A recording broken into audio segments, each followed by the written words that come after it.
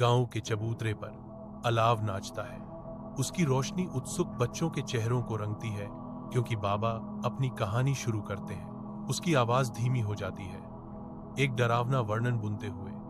वह अंधेरी रात में आती है, उसकी आंखें अंगारों की तरह जलती हैं। उसकी आवाज बांसुरी की तरह मधुर है, और जो कोई भी उसे एक बार देखता है कभी वापस नहीं आता। हवा का एक अचानक झोंका गरजता है, अलाव बुझा देता है और बच्चों को अंधेरे में डुबो देता है। अंधेरा उतरता है और बच्चे आदिम भय की चीखों में फूट पड़ते हैं। एक अकेला यात्री रेगिस्तान के हृदय में खोया हुआ भटकता है, जो चांद की अलौकिक चमक से नहाया हुआ है। एक दूर की दृष्टि में एक महिला दिखाई देती है, जो सफेद रंग से ढकी हुई है। उसकी आंखें अलौकिक प्रकाश से जल रही हैं। एक अजीब सी धुन हवा में तैरती है, एक भूतिया गीत जो यात्री को कंपा देता है। डर से अभिभूत यात्री मुड़ता है और रात में भाग जाता है, भूतिया उपस्थिति से बचने के लिए बेताब। कठोर रेगिस्तानी धूप के नीचे महिला गायब हो जाती है, कोई निशान नहीं छोड़ती। रेगिस्तान की चुप्पी गहरी होती जाती है, क्योंकि उसके पैरों के निशान भी गायब हो जाते हैं।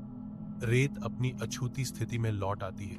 बालू पर एक जलते हुए प्रतीक वाला एक गोलाकार चिन्ह दिखाई देता है। बालू पर एक गोलाकार निशान है, जिसमें एक जलता हुआ प्रतीक है। निशान रहस्यमय और भयानक है। सुबह की रोशनी में नहाया हुआ राजगढ़ किले के सुनहरे गुंबद प्राचीन वैभव के साथ चमकते हैं। शाही दरबार के अंदर एक थका हुआ जासूस ठंडी खबर के साथ आता है। उसका चेहरा डर का मुखौटा है। महाराज, वही छाया रेगिस्तान में फिर से देखी गई है, और एक आदमी गायब हो गया है। राजा वीरभद्र उठते हैं, उनकी आवाज शाही संकल्प के साथ गूंजती है। मैं स्वयं उस छाया का सामना करूंगा। जनरल गंभीर चिंता के साथ चेतावनी देते हैं, राजन, वह इंसान नहीं है, बल्कि कोई और शक्ति है। ज्योतिषी के कक्ष में राजा वीर बहादुर धूप और गुप्त प्रतीकों के बीच मार्गदर्शन चाहते हैं। वृद्ध ज्योतिषी की आंखें पूर्वाभास से धुंधली हो जाती हैं, क्योंकि उनके कांपते हाथ अनदेखे खतरों का संकेत देते हैं। राजा साहब, वह औरत इंसान नहीं है, ज्योतिषी चेतावनी देता है। उसकी आवाज डर से भरी हुई है, उसकी आंखों में चांद की आग है। वह जारी रखता है, उसके शब्द एक अंधेरे शगुन के साथ गूंजते हैं। ज्योतिषी जलते हुए चांद को खींचता है। वह चेतावनी देता है, नई चांद की रात को उसकी आंखों से मत मिलना। जैसे ही शाम ढलती है, राजा वीरबहादुर युद्ध की तैयारी करते हैं। कवच का प्रत्येक टुकड़ा उनके ताज के वजन का प्रतिबिंब है। राजा अपनी तलवार सुरक्षित करता है। युद्ध के अशुभ ढोल उसकी दृढ़ता को प्रतिध्वनित करते हैं। अपने घोड़े पर राजा वीरबहादुर डूबते सूरज के खिलाफ एक सिलहूट है, जो अज्ञात में सवारी करने के लिए तैयार है। जैसे ही सूरज क्षितिज के नीचे डूबता है, एक भूतिया सवाल बना रहता है, क्या राजा कभी वापस आएगा? धधकते सूर्यास्त के खिलाफ राजा वीर अकेले घोड़े पर खड़े हैं। उनके सामने रेगिस्तान अंतहीन रूप से फैला हुआ है। जैसे जैसे आकाश गहरा होता है, ईगल ऊपर की ओर घूमते हैं। उनकी छायाएं टीलों पर अशुभ रूप से नृत्य करती हैं। सूरज क्षितिज के नीचे डूब जाता है और रेगिस्तान में एक गहरी शांति छा जाती है, जो केवल बांसुरी की हल्की आवाज से टूटती है। ढलती रोशनी में भूतिया धुन रेत पर गूंजती है, जो अभी तक न देखी गई रहस्यमय बातों का संकेत देती है। रात के आवरण में राजा एक प्राचीन गुफा के पास आता है, जिसका प्रवेश द्वार रहस्यमय प्रतीकों से खुदा हुआ है। झुलसी हुई मशालें चंद्र चिन्हित दीवारों पर अजीबोगरीब छायाएं डालती हैं, जो भूले हुए अनुष्ठानों का संकेत देती हैं। गुफा की गहराई से एक चकाचौंध भरी रोशनी फूटती है, जो रहस्योद्घाटन या विनाश का वादा करती है। चमकदार आभा से एक महिला का सिलहूट प्रकट होता है, जो अलौकिक और मार्मिक है। वह धुएं से बुनी हुई प्रतीत होती है, हवा से बनी एक भूत। राजा देखता है, मंत्रमुग्ध होकर, जैसे भूतिया आकृति उसकी आंखों के सामने ठोस हो जाती है। राजा गुफा में प्रवेश करता है। उसके कदमों की गूंज शांत अंधेरे में गूंजती है। एक रहस्यमय महिला प्रकट होती है। उसकी आंखें अलौकिक प्रकाश से चमक रही हैं। उसकी साड़ी धुंधली रोशनी में चांदी सफेद चमकती है। राजा स्तब्ध खड़ा है, उसकी दीप्तिमान उपस्थिति से आकर्षित महिला की आवाज गूंजती है, मैं वह हूं जिसे आपके इतिहास ने भुला दिया है। एक लंबी खिंची हुई सांस हवा में भर जाती है क्योंकि स्क्रीन काली हो जाती है। गुफा के हृदय में एक अलौकिक नीली रोशनी राजा पर एक परालौकिक चमक डालती है। उसकी नजरें निशिप्र से मिलती हैं। उसकी आंखों में एक प्राचीन दुख छलकता है। निशिप्र की आवाज गुफा में गूंजती है, मैं कभी इंसान थी, तुम्हारी ही धरती की बेटी, राजकुमारी चंद्रमुखी। अचानक चकाचौंध करने वाली चमक के साथ दृश्य विकृत होने लगता है। गुफा की दीवारें घूमती हैं, समय ही पीछे मुड़ता है। गुफा को घूमते हुए प्रकाश और छाया के भंवर में खींचता है। प्राचीन महल के भीतर चंद्रमुखी और राजकुमार के बीच एक वर्जित प्रेम पनपता है। उनकी गुप्त बैठकें महल की साजिशों से घिरी हुई हैं। उनके प्यार को पाप का लेबल दिया गया है। एक साजिश सामने आती है जो उन्हें अलग करने की धमकी देती है। झूठे आरोप लगाए जाते हैं और चंद्रमुखी को क्रूरता से कैद किया जाता है।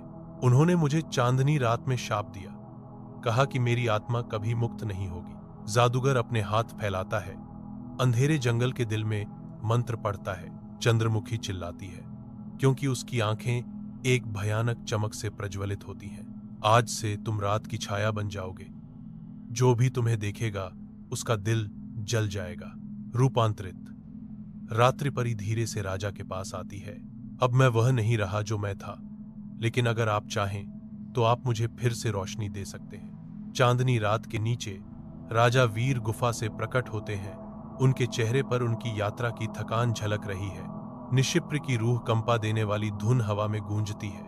एकाकीपन का एक ऐसा संगीत जो उसके थके हुए दिल में गूंजता है। वह जमीन पर झुकता है, उसकी हरकतें धीमी हैं, हर इशारा उसकी यात्रा के बोझ से दबा हुआ है। रात से घिरा बांसुरी और हवा की आवाजें चिंतन की कहानी बुनती हैं, क्योंकि राजा वीर आराम करते हैं, दुनिया सांस रोककर। राजा वीर एक शांत झील के किनारे खड़ा है। चंद्रमुखी की अलौकिक चमक शांत रात को चित्रित कर रही है। शांत जल चंद्रमुखी की मनमोहक छवि को दर्शाता है, जो अंधेरे में एक झिलमिलाता प्रतिबिंब है। प्रतिबिंब झिलमिलाता है जैसे शांत रात में रहस्य फुसफुसा रहा हो। चमकदार प्रतिबिंब की गहराई से चंद्रमुखी की आवाज गूंजती है, तुमने मुझे देखा, लेकिन क्या तुम समझे? यह सवाल हवा में लटका हुआ है, क्योंकि राजा वीर चंद्रमुखी के शब्दों की गहराई पर विचार करते हैं। गुफा के शांत मुख में राजा की आंखें फट गईं, उसका शरीर पसीने से तर था। वह हाँफता है, हर सांस उसकी दृष्टि के भार के खिलाफ एक संघर्ष है। अंदर से एक रहस्यमय आवाज गूंजती है, अब तुमने देख लिया है, लेकिन क्या तुम जानोगे कि मैं कौन हूं? राजा उठने के लिए संघर्ष करता है, प्रवेश द्वार की ओर देखता है, उसके चेहरे पर भ्रम अंकित है। राजा महल की पुरानी लाइब्रेरी में राजा वीर किताबों और प्राचीन नक्शों की ऊंची अलमारियों से घिरे हुए हैं, जो धूल से भरी रोशनी में नहाए हुए हैं। वह एक पुराने नक्शे का अध्ययन करता है, उसकी उंगली एक छिपे हुए रास्ते का पता लगाती है।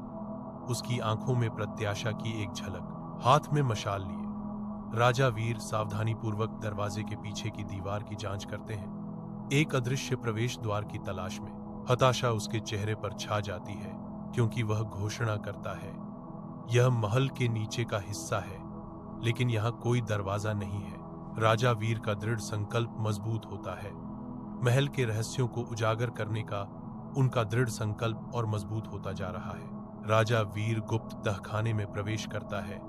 हवा रहस्यों और छाया से भरी हुई है। प्राचीन दीवार पर एक चंद्र प्रतीक चमकता है, जो अलौकिक चांदनी में नहाया हुआ है। दृढ़ निश्चय के साथ राजा वीर एक पत्थर घुमाता है, जिससे एक तंत्र क्रियान्वित होता है। दीवार भारी अशुभ ध्वनि के साथ खुलती है, जिससे धूल का बादल निकलता है। गहरे अंदर एक पत्थर का सिंहासन मंडराता है, एक टूटी हुई माला के बगल में। राजा वीर की आवाज कक्ष में गूंजती है, क्या यह चंद्रमुखी का है? राजा वीर मौन कक्ष में प्रवेश करते हैं, जिसकी दीवारें भूली हुई वीरता की कहानियां फुसफुसाती हैं। उसकी निगाहें मनमोहक चित्रों पर घूमती हैं। हर स्ट्रोक दुश्मनों से घिरी एक खूबसूरत राजकुमारी की याद दिलाता है। एक ठंडा करने वाला कविता पत्थर पर अंकित कक्ष के दुहक को प्रतिध्वनित करता है। जिसने प्यार किया उसे मिटा दिया गया, जो सच बोलता है उसे भुला दिया गया। राजा की आंखें कोने में बंद एक बक्से के पास जाते ही आंसुओं से चमक उठती हैं। वह बक्स खोलता है, एक प्राचीन ताज और एक पत्र प्रकट करता है, जो एक ऐसे प्रेम का अवशेष है जो समय को मात देता है। मेरी प्रिय, यदि आप इसे पढ़ रहे हैं तो मुझे अभी भी आप याद हैं। शाही सभा कक्ष में राजा वीर एक तनावपूर्ण बैठक की अध्यक्षता करते हैं। उनके चेहरे पर गहरी चिंता झलक रही है। प्रधानमंत्री की चिंता स्पष्ट है, क्योंकि वह चेतावनी देते हैं, महाराज, यह परिकथा एक भ्रम है। हमें दुश्मन की चाल को समझना होगा। दूसरे मंत्री बीच में बोलते हैं, उनके शब्द तीखे हैं, या ये परियां ही दुश्मन हैं। राजा वीर चुप रहता है। उसकी आंखें एक परेशान मन को दर्शाती हैं जो विचारों में खोया हुआ है। भारी पर्दे और प्राचीन कलाकृतियां बढ़ती बेचैनी के मूक गवाह के रूप में खड़ी हैं। कमरे में तनाव एक ठोस उपस्थिति है जो दमघुंटू और भारी है। चमकदार चांदनी रात में चंद्रमुखी जंगल की झील के किनारे शांत खड़ी है। उसकी सुंदरता आसपास के जंगल से बिल्कुल अलग है। राजा वीर उसे समझदारी के लिए विनती के साथ सामना करता है। तुम्हारे लोग मुझे दुश्मन कहते हैं, लेकिन मैं किसी से युद्ध नहीं कर रहा हूं। चंद्रमुखी प्रतिवाद करती है। उसकी आवाज संदेह से भरी हुई है। तो फिर मुझे बार बार भ्रम क्यों हो रहा है? चंद्रमुखी की आंखें सिकुड़ जाती हैं, क्योंकि वह सच्चाई का खुलासा करती है। क्योंकि तुम दोनों तरफ से एक खेल में मोहरा बन गए हो। महल के गुप्त कमरे में मोमबत्ती की रोशनी में परछाइयां नाचती हैं, जैसे एक जासूस तुरंत राजा वीर को बुलाता है। जासूस गंभीर खबर फुसफुसाता है, आपके मंत्री महल के बाहर सेना से संपर्क कर रहे हैं। राजा वीर की आवाज कमरे में गूंजती है जब वह पूछता है, मुझे हटाने की साजिश? विश्वासघात से राजा वीर का चेहरा भड़क उठता है। उसके भीतर क्रोध का तूफान चुपचाप उमड़ रहा है। रात के आवरण में राजा वीर महल की छत पर अकेले खड़े हैं। उनका चेहरा आशंका की गहरी सिलवटों से भरा हुआ है। वह चंद्रमुखी के पत्र को पकड़ता है। उसके शब्द रहस्य रखते हैं जो उसके दिल पर भारी पड़ते हैं। एक अचानक झोंका एक पन्ना छीन लेता है, उसे उसके पैरों की ओर घूमता हुआ भेजता है, जैसे कि एक टूटा हुआ वादा। सच्चाई वहां छिपी है जहां आप सबसे कम देखना चाहते हैं। राजा जम गया है। हवा ठंडा संदेश ले जा रही है। महल के तहखाने की गहराई में राजा गुप्त सुरंग में उतरता है। एक अकेला मशाल भारी अंधेरे को चीरता हुआ। मशाल की रोशनी नम पत्थर पर नाचती है।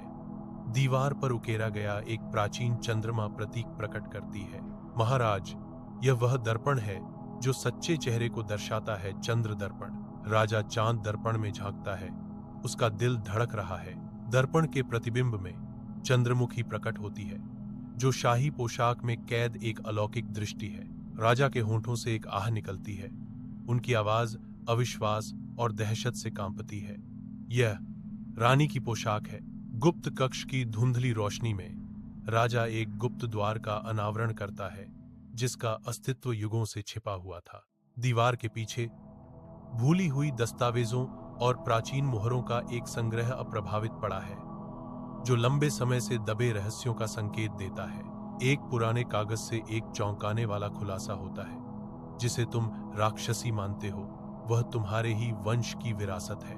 वह उस रहस्य को उजागर करने के लिए दृढ़ है जो उसके राज्य को हमेशा के लिए बदल सकता है। धुंधले कमरे में राजा वीर की चिंता हवा में भर जाती है, क्योंकि वह बेचैनी से टहलते हैं। मुझे विश्वास नहीं हो रहा, अर्जुन, चंद्रमुखी का हमारी रानी से संबंध हो सकता है।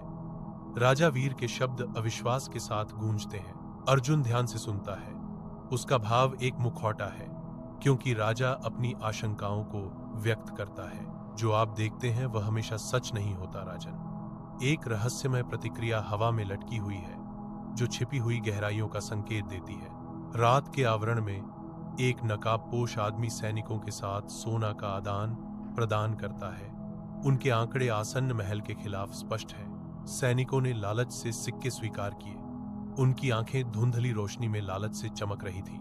अर्जुन की आवाज रात में गूंजती है, आसन्न तबाही का एक ठंडा वादा। राजा बहुत जागरूक हो रहा है। यह सब अगली नई चांद से पहले खत्म हो जाना चाहिए। सैनिक गंभीर समझ के साथ सिर हिलाते हैं। उनके कार्य का भार उन पर भारी पड़ रहा है। महल पृष्ठभूमि में मंडराता है एक अज्ञानी विशालकाय जो अपनी छाया में पनप रही धोखेबाजी से अनजान है। चंद्रमुखी के वन के हृदय में एक गहरा दर्पण विश्वासघात को दर्शाता है, क्योंकि चंद्रमुखी अदृश्य रूप से देखती है। हवा का एक झोंका पेड़ों से गुजरता है जो विश्वासघात और आसन्न तबाही की फुसफुसाहट करता है। अकेला राजा वीर अर्जुन की तलवार पकड़े हुए है। उसके विश्वास का भार टूटने वाला है। कैमरा तलवार की मूठ पर केंद्रित है, जो एक निशान दिखाता है जो राजा की सबसे बुरी आशंकाओं की पुष्टि करता है। जिस पर राजा सबसे अधिक भरोसा करता है वह उसकी पीठ में छुरा घोंपने के लिए तैयार है। चंद्रमुखी फुसफुसाती है। उसके शब्द जहर से सने हुए हैं। राजा वीर का चेहरा दर्द से सिकुड़ जाता है। एहसास गहरा होता है, तो असली दुश्मन मेरे सबसे करीब था। राजमहल के पुस्तकालय की ऊंची अलमारियों के बीच राजा वीर प्राचीन ग्रंथों में डूबे हुए खड़े हैं। जैसे ही वह एक नाजुक किताब से पन्ने फाड़ना शुरू करता है, हवा पुरानी कागज और भूली हुई विद्या की गंध से भारी हो जाती है। टूटे हुए पन्नों से बिखरे हुए शब्द उछलते हैं। परियों की उत्पत्ति, राजवंश से निष्कासित रक्त। राजा वीर लड़खड़ाते हैं। उनका चेहरा अविश्वास से विकृत हो जाता है, क्योंकि वे बड़बड़ाते हैं, यह असंभव है। वह रुक जाता है। रहस्योद्घाटन का भार उस पर आ गिरता है, क्योंकि वह सवाल करता है, क्या यह सब एक शापित निर्णय का परिणाम है? एक भूली हुई शाप की गूंज प्राचीन पुस्तकालय में गूंजती है, जो राजा वीर के भाग्य को सील कर देती है। चांद की चौकस निगाहों के नीचे चंद्रमुखी झील के किनारे पर खड़ी है, एक भाग्यपूर्ण मुठभेड़ का इंतजार कर रही है। राजा वीर एक अदृश्य शक्ति से आकर्षित होकर आगे बढ़ता है, जैसे पानी एक विकृत भाग्य को दर्शाता है। मैं राक्षस नहीं हूं राजन, मैं तुम्हारे पूर्वजों की गलती का परिणाम हूं। राजा वीर हैरान होकर स्पष्टता चाहता है। कौन सी गलती? चंद्रमुखी एक छिपी हुई वंशावली का खुलासा करती है। तुम्हारे दादाजी ने अपनी बहन को परियों की वंशावली में शादी करके छोड़ दिया था और वह गर्भवती थी। हाँ, मैं उनका वंशज हूं। जैसे ही भाग्य टूटता है, वैसे ही झील पर चांद का प्रतिबिंब भी टूट जाता है। महल की छत पर राजा वीर और चंद्रमुखी नीचे फैले शहर के खिलाफ सिलहूट में खड़े हैं। रात की हवा अनकहे संघर्ष से भरी हुई है। राजा वीर की आवाज रात में गूंजती है, अगर तुम मेरे ही खून के हो तो मेरी हर लड़ाई खुद से ही थी। चंद्रमुखी जवाब देती है। उसके शब्द तीखे और तात्कालिकता से भरे हुए हैं। अब वह जहर निकालने का समय है, या राज्य टूट जाएगा। उनके साझा भाग्य का भार भारी है, क्योंकि वे आसन्न संकट का सामना करते हैं। शहर की बत्तियां बहुत नीचे टिमटिमाती हैं। ऊपर मचे उपद्रव से बेखबर पर्दा काला हो जाता है। दर्शकों को यह सोचने पर मजबूर करता है कि आगे क्या होगा। अंतहीन रेगिस्तान के बीच एक मंदिर उभरता है, जिसके रहस्य में छिपे हैं। राजा वीर और चंद्रमुखी मंदिर पहुंचते हैं, एक से उत्तर पाने के लिए तैयार। मंदिर का वातावरण प्राचीन ज्ञान और भूली हुई कहानियों की फुसफुसाहट करता है। कालस्मृति देवी शांति से बैठती हैं। उनकी दृष्टि युगों का भार लिए हुए है। आज की पूर्णिमा पिछले जन्मों के द्वार खोलती है। मंदिर इंतजार कर रहा है, अतीत की गूंज से बनी नियति का प्रवेश द्वार। गरजती हुई पवित्र अग्नि के समक्ष राजा वीर और चंद्रमुखी अपने भाग्य का इंतजार कर रहे हैं। एक महिला तपस्वी रात में आशा की किरण, एक रहस्यमय फूल प्रदान करती है। एक चक्का चौंध भरी रोशनी फूटती है। मंदिर का दृश्य बदल जाता है। एक युवा राजकुमार का खुलासा होता है। एक हरे भरे बगीचे में राजकुमार और परी मिलते हैं। उनका प्यार खिलता है, केवल क्रूर भाग्य का सामना करने के लिए। परी रोती है, मैं वापस आऊंगी, आग और आंसुओं के साथ। पूरी चांद की चौकसी में राजा वीर और चंद्रमुखी सितारों से झगमगाते विस्तार के खिलाफ छाया के रूप में दिखाई देते हैं। राजा वीर की आवाज दृढ़ संकल्प के साथ गूंजती है, हम अपनी पिछली गलतियों को नहीं दोहराएंगे, इस बार न्याय होगा। चंद्रमुखी का मार्मिक जवाब दुखद स्वीकृति के साथ गूंजता है, हमारा प्यार अधूरा था और इसलिए यह राज्य भी कभी पूरा नहीं हो सकता था। आकाश में अचानक दिव्य प्रकाश की चमक दिखाई देती है, जो लंबे समय से बोझिल आत्मा की मुक्ति का प्रतीक है। राजा वीर का चेहरा गंभीर दृढ़ संकल्प से कठोर हो जाता है। उसकी आंखें आग की चमक को दर्शाती हैं। चंद्रमुखी की नजरें नरम पड़ जाती हैं। उनकी विशेषताओं पर शांति का एक संकेत झलक रहा है, क्योंकि वह अपनी आपस में जुड़ी हुई नियति को स्वीकार करती है। चंद्र गुफा के भीतर छिपा चंद्रमुखी का दर्द रात भर गूंजता है। वीर बेबसी से देखता है, क्योंकि चंद्रमुखी शाप की पीड़ा से हार मान जाती है। चंद्रमुखी हाँफती है, फुसफुसाती है, यह अभिशाप अब मेरा जीवन ले रहा है। वीर की आवाज हताश इनकार में उठती है, नहीं, हमने साथ रहने की कसम खाई थी। गुफा की छायाएं गहरी होती हैं, जो वीर को निगलते हुए निराशा को दर्शाती हैं। उनकी प्रतिज्ञा की गूंज ठंडी निर्दयी पत्थर में गूंजती है। रात के आवरण में अर्जुन अपने सैनिकों को विशाल गुफा के प्रवेश द्वार की ओर ले जाता है। अर्जुन की आज्ञा रात में गूंजती है, राजा को मार डालो, लेकिन परी को जीवित लाओ। उसे महल के रत्न से बांधा जाना चाहिए।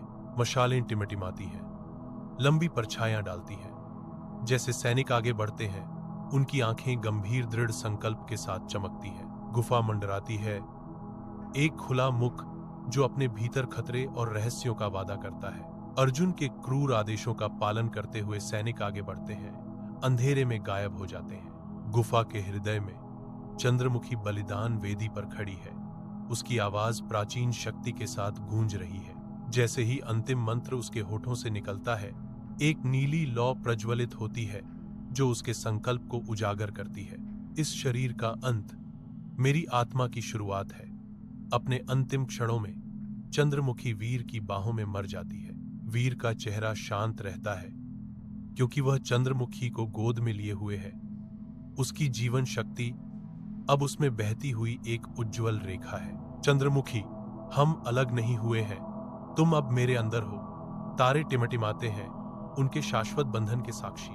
चंद्र गुफा के अंधेरे में वीर चंद्रमुखी की राख के पास दुख से अभिभूत होकर निश्चल बैठा है। राख से एक नरम नीली रोशनी उभरने लगती है। एक अलौकिक चमक चंद्रमुखी की अमर आत्मा का प्रतीक है। जिसका प्यार शुद्ध है, उनकी आत्मा कभी नहीं मरती। वीर की आंखें चौड़ी हो जाती हैं, क्योंकि वह इस अदृश्य घटना को देखता है। उसका चेहरा अविश्वास से भरा हुआ है। नीली रोशनी तेज होती है, गुफा को अलौकिक चमक से भर देती है। वीर स्तब्ध रहता है। उसका दुहक क्षण भर के लिए विस्मय और आश्चर्य से छिप जाता है। एक दिव्य स्वप्न दृश्य में चंद्रमुखी खुद को घूमते हुए पूर्वजों की आत्माओं के बीच पाती है।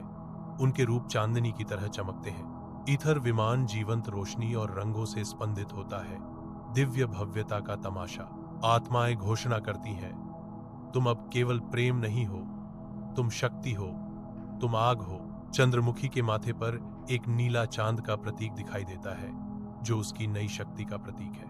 उसका चेहरा शांत है, जो अलौकिक चमक से नहाया हुआ है, क्योंकि स्वप्न दृश्य उसकी जागृत शक्ति का जवाब देता है। चंद्र गुफा के हृदय में चंद्रमुखी उठती है। उसका रूप नई शक्ति के साथ एकजुट होता है। राजा वीर उसकी कायापलट देखकर दंग रह जाते हैं। एक दुर्जेय शक्ति के पुनर्जन्म का गवाह बनते हैं। उसकी आवाज गुफा में गूंजती है, अब मैं प्यार नहीं बल्कि बदला हूं। जैसे ही वे गुफा से बाहर निकलते हैं, चंद्रमुखी घोषणा करती है, अब एक युद्ध होगा जो सदियों से विलंबित है। बिजली आसमान में चीरती है। वीर और चंद्रमुखी को मंडराते महल के सामने दृढ़ता से खड़े हुए दिखाती है। अर्जुन और उसकी राक्षसी सेना उनका सामना करती है। हवा आसन्न युद्ध से भरी हुई है। अर्जुन की आवाज रात में गूंजती है, तुम एक परी हो, तुम्हारी जगह हमारे पैरों में है। चंद्रमुखी का विद्रोही जवाब गूंजता है, अब परी नहीं, अब मैं अभिशाप का अंत हूं। तूफान तेज होता है, क्योंकि चंद्रमुखी अपने भाग्य का सामना करने की तैयारी करती है। रात के पर्दे के नीचे युद्ध उतरता है, इस्पात और दुहक का एक सिम्फनी। वीर एक बेकाबू तूफान अर्जुन की सेना को चीरता है। उसकी तलवार मौत का नृत्य है। उसकी तलवार बढ़ती हुई छाया के खिलाफ विद्रोह का गीत गाती है। चंद्रमुखी हाथ उठाती है और एक झुलसाने वाली रोशनी अंधेरे को चीर देती है। युद्ध का मैदान प्रकट होता है, एक गंभीर वास्तविकता का कैनवास, जहां स्टील टकराता है और गिरे हुए चिल्लाते हैं। वीर की आवाज तबाह हुई भूमि पर गूंजती है। यह युद्ध केवल तलवारों का नहीं, बल्कि आत्माओं का भी है। बिजली आसमान में चीरती है। वीर और चंद्रमुखी को मंडराते महल के सामने दृढ़ता से खड़े हुए दिखाती है। अर्जुन और उसकी राक्षसी सेना उनका सामना करती है। हवा आसन्न युद्ध से भरी हुई है। अर्जुन की आवाज रात में गूंजती है, तुम एक परी हो, तुम्हारी जगह हमारे पैरों में है। चंद्रमुखी का विद्रोह। सूरज राजगढ़ को सुनहरे रंग में रंगता है, एक नई सुबह का संकेत देता है। खंडहर इंट दर इंट आशा के प्रतीकों में बदल जाते हैं। बच्चों की हंसी गूंजती है, जो हवा को नवीनीकरण के संगीत से भर देती है। महिलाओं के हाथ मालाएं बुनते हैं, दुहक की राख से सुंदरता गढ़ते हैं। एक महिला दृश्य को देखती है, उसके होंठों पर एक हल्की मुस्कान है, क्योंकि वह सोचती है, एक समय था जब यह भूमि खून से लथपथ थी, अब यही भूमि जीवन का स्वागत कर रही है। राजगढ़ अपने अतीत से पुनर्जन्म लेकर उगता है, एक वादे से भरे भविष्य को गले लगाता है। भव्य हॉल में राजा वीर और चंद्रमुखी मौन अधिकार में बैठे हैं। उनकी उपस्थिति उनके आशावान विषयों पर एक लंबी छाया डाल रही है। राजा वीर उठते हैं, उनकी आवाज हॉल में गूंजती है और घोषणा करते हैं, हमने सिर्फ एक युद्ध नहीं जीता है, हमने अंधेरे को हराया है। चंद्रमुखी खड़ी है, उसकी आवाज दृढ़ संकल्प के साथ गूंज रही है और कहती है, अब हमें एक ऐसा राज्य बनाना होगा जहां न तो कोई अभिशाप हो और न ही कोई डर। सूरज की रोशनी भीड़ के चेहरों को नहला रही है, उनके आशा से भरे भावों को उजागर कर रही है, क्योंकि वे अपने नेताओं को सुनते हैं। जैसे ही गोधूली उतरती है, चंद्रमुखी नदी के किनारे अपनी एकाकी राह बनाती है, एक ऐसी जगह जहां पानी न केवल उसकी छवि को दर्शाता है, बल्कि एक नए युग का प्रभात भी दर्शाता है। पानी में झांकते हुए चंद्रमुखी को अपनी परछाई से ज्यादा कुछ दिखता है। वह नियति की झलक देखती है, उसके होंठों पर एक मुस्कान खेल रही है, आने वाले परिवर्तनों का एक मौन वादा। दूर कहीं से एक आवाज गूंजती है, तुम अब सिर्फ एक महिला नहीं हो, तुम एक युग की निर्माता हो। कैमरा ऊपर उठता है, भाग्य की हवाओं द्वारा ले जाए जाने की तरह स्वर्ग की ओर बढ़ता है। राजगढ़ सूर्य की सुनहरी आशापूर्ण रोशनी में नहाया हुआ है। राजपूताना की धरती ने फिर एक परी को जन्म दिया है। आवाज गूंजती है, जो प्राचीन जादू की तरह हवा में बुनी जाती है। अब यह कोई कहानी नहीं है, यह एक परंपरा है। आवाज समाप्त होती है, एक घोषणा कि इतिहास केवल बताया नहीं जाता, बल्कि जिया और पुनर्जन्म होता है।